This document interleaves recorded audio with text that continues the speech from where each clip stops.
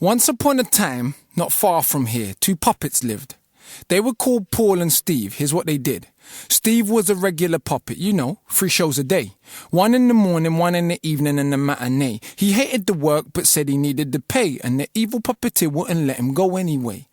Then he saw Paul, a puppet just like him, but he had no hooks in his back and no strings, which Steve thought impossible. They shocked him to his very core. He ran back and told the whole puppet town what he had saw. But when he told them what he had seen, they laughed so hard they nearly split their spleen, and told him he must be crazy, it has to have been a dream. There's no such thing as a puppet without strings. What next? You gonna tell us a bird without wings? Though Steve knew what had happened, he felt so embarrassed. He said, "You're probably right. Maybe it was just my sight." The nights turned to weeks, he gave it no more thought. Then, again, right out of the blue, he saw Paul. But this time he plucked up the courage and ran straight over and said, "Excuse me, mate, if you got a minute, please wait. My name is Steve, I'm just a regular puppet. I slave for a puppeteer here and think nothing of it. I thought it was the only way till I saw you the other day.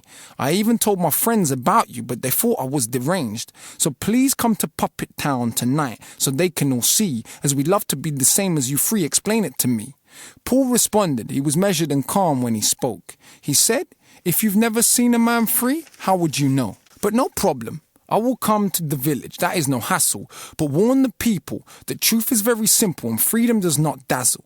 So the whole puppet town gathered there and waited with a bated breath. The whispers and rumours, they buzzed loud enough to make you deaf. Then all fell silent as death and stared to the left, as Paul appeared as if already there and began his address. "Dear people posing as puppets, I hear you would like to know how one attains freedom, but first, please note, truth is very simple. And freedom will not dazzle you.